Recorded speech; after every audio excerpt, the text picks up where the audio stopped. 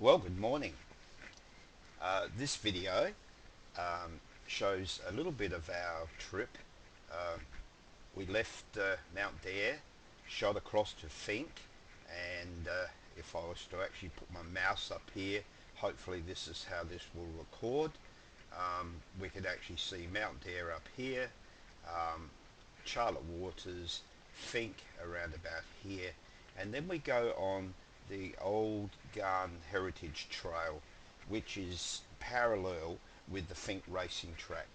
And so we had quite a bit of fun while we were doing that. It was incredibly rough, brutally rough, really. And in our trip, we thought that we would actually um, include this in with Mount Dare because we were given the information that we could do Mount Dare no trouble whatsoever, and that's what we carried out. We ended up nine to 10 hours travel in one day. It was massive. So we lob into good old um, Alice Springs. Um, on the way in, complicated with that was a whole set of roadworks that was occurring at the time. So that meant that we had to divert another 120 k's to another road system, which is, sort of goes across to, I guess if I'm looking at Alice Springs, across to our right, heading lower than where we were going. And so we lob into Alice Springs at 9 o'clock at night. Okay, so we had just something quick to eat at Hungry Jack's. Looked at a map, found a place called the Gravel Pits, and free camp. Um, Description was pretty bare, but it could get you out of trouble.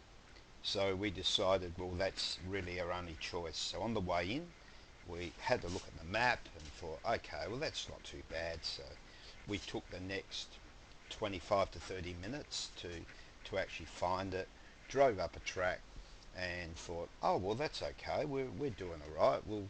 We'll be able to get there. And of course, the best laid plans of mice and men. All sorts of things happened. So finally, we actually hit it was actually a park. It said it was actually a watercourse.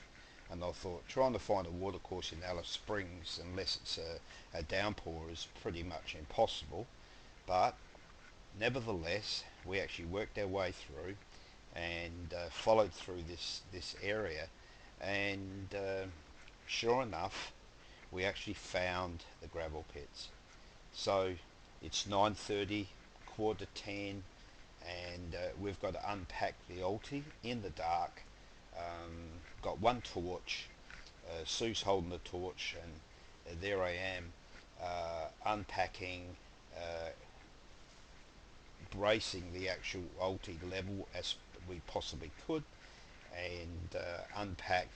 Didn't put any blinds out or anything like that. Just basically got it in, got it ready to uh, so that we could actually sleep because both of us were just absolutely racked.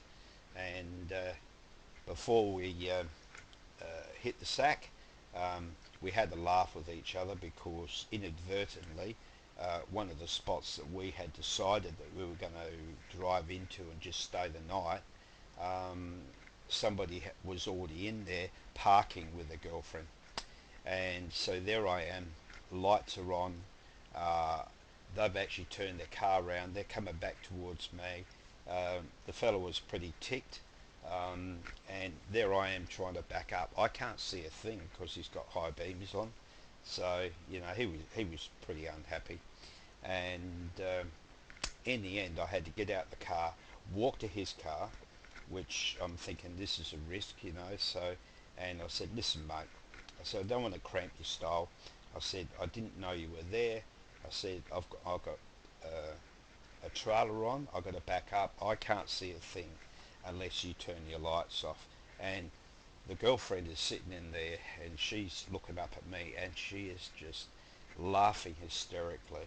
and of course he's not all that happy, but he turned his lights down to Parker's. Took me another 15 minutes to actually back out, and then we found the gravel pits, and then we could actually get our work done.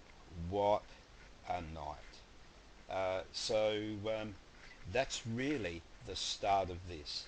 The next day, I woke up about 7 o'clock and had a quick bit of cereal.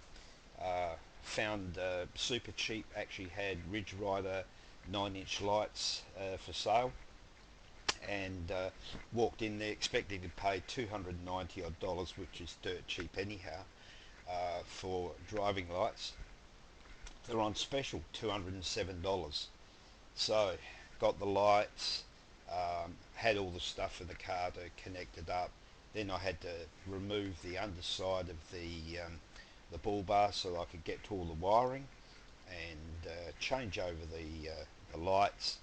And the biggest job was actually doing the wiring, which took me probably 2.5 hours, because the actual spotlights were 40 amp and my original lights were 35, and also the connections were different, so I had to solder those in as well. By the time I finished, it was 3 o'clock in the afternoon, and Sue looked at me and she said, "I'm not staying here tonight." And I said, "I don't blame you." And we packed up. I reckon we packed up in about 20 minutes, and we're on our way to the Plenty Highway, and that is where you'll end up with the proper footage. So unfortunately, I didn't GoPro any of this stuff at night. We were that stuffed that it was just enough for us to get there. The amazing thing was we drove past a caravan park that said that they had no spaces, and there were truckloads. So it was just like too hard, put in the too hard basket, and we were stuck out in the middle of nowhere. Okay, thank you.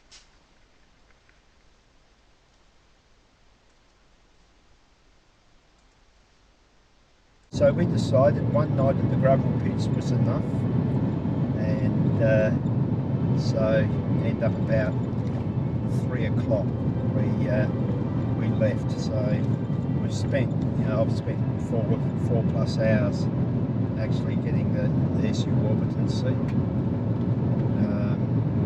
4+ hours doing the connecting, packing away, and so now we're going to go on the Plenty Highway. Is our next turn off, so we're not that far away from it, and we're going to drive for a few hours and just see where we end up. So last night we become seasoned at unpacking in the middle of the night. It wasn't that bad. Electrical connections are A-OK, which is really good. And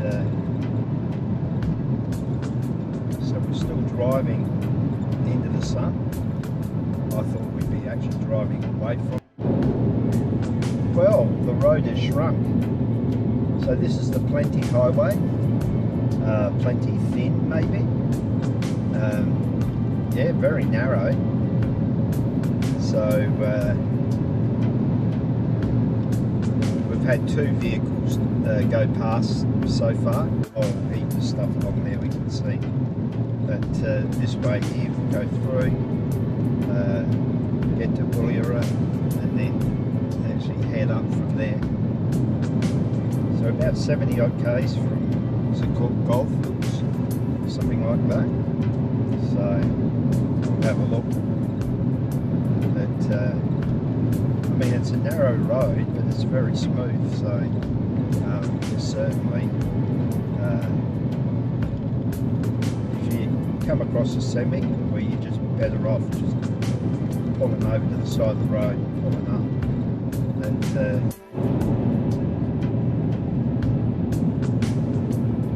so we've got a wonderful vista here in front of us on the Plenty Highway, and we've gotten past the half a road trip, which is the first time we've ever had to do that sort of travelling. Quite interesting. Now we're back onto a road that resembles a road, which is good. And just to remind us that life happens. Here's the car upside down, trashed out. They do a lot. They do a lot here. There's stuff here all the time.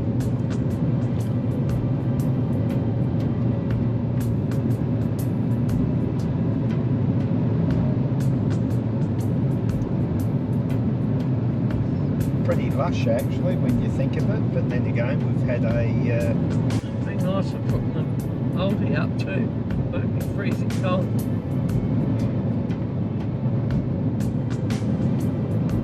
I didn't think we did too bad a job last night.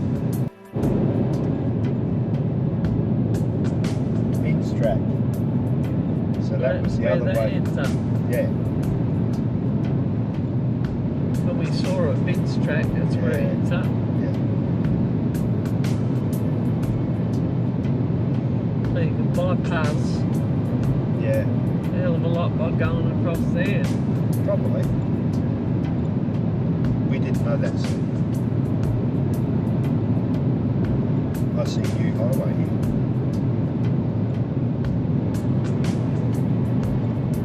Heavens for that. Right.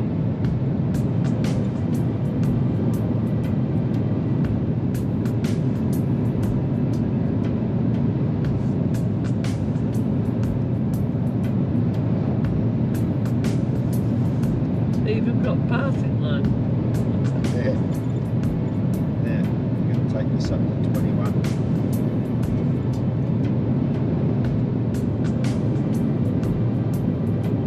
Oh, you got little roadside stops. Really good. Yeah. Very classy. And if we were having withdrawal symptoms, we could have parked next to those mounds of gravel. But somehow I don't think so. So we got 4:37. So an hour and 37 minutes we've travelled. And the roads have been pretty good. Had to stop a couple of times. Now we're back to. Now we're back to the rat trap. Can't understand it, can you? No. Well, you can. It's fun thing.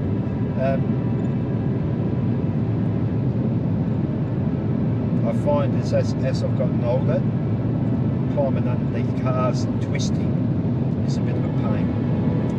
And today, especially during the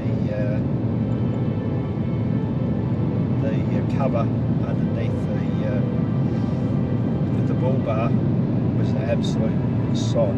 Now I have done it before where I've dropped it down, but that mucks up the bolts. So you take it away and then you put it back in and then you reach up to tighten everything. So that's a little bit of a job, but we now have to, now I haven't even read the manual, so the brand is sort of escaping me at the moment, but they're a 225mm light with a cover, with the high-end LEDs, and they got the most massive bracket to actually hold the light in place. So, and that's the thing that we were really looking for.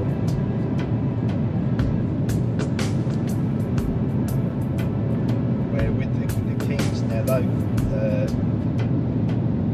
they actually gave me a pair, and to actually put on the lights, and I've had those lights for a few years. Here we go. But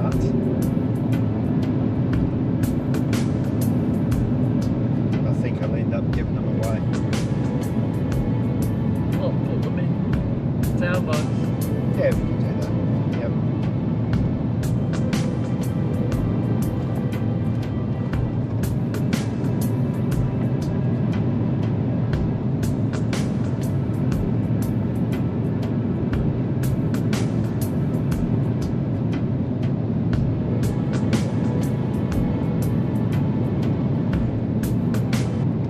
section of road is straight as a die having this.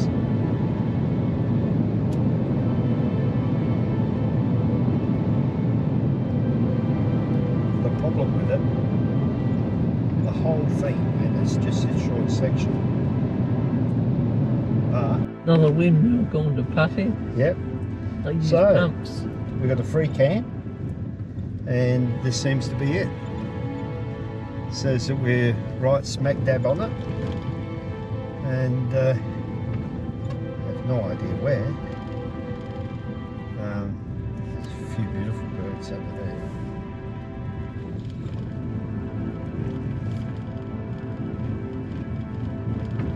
Stock sheds. Where they are.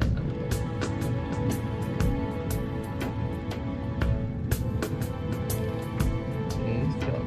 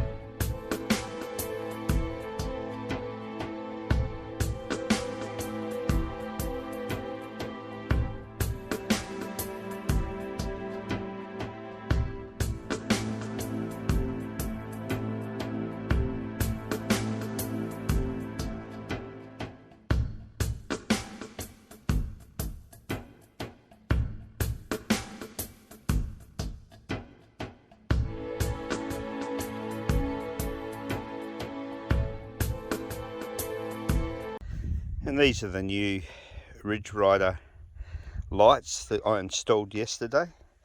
I've only had them on once, last night in the dark, and from this position, if I was to turn around and look at the three trees furthest away, it lights them up. But what I did find was all the foreground through here is lit up as well. So hopefully the brackets will be much better than these little fellows here, and you can just see the adjustment, and it's at the center point where my previous lights, the position was probably, well, this morning some of nature's delights is just a little bulb, got a little green, it almost looks like a tomato in the bulbs. Are just amazing. Just in here on its lonesome, lovely little flower with a yellow sepin, and you could just see it through there. So we're at a cattle station, and here we are. Set up last night. The Evershower fell over during the night, just a puff of breeze. But the ranges, look at the ranges in the background. Almost all of the windmills are defunct now, and they've got their special pumps and stuff like that. But here we go. Beautiful sunrise. 3 degrees this morning, which is positively warm in comparison to where we have been. And here we could see a typical stockyard And so the idea is we pack up, we clean up, we leave nothing, and this property is available for a free camp.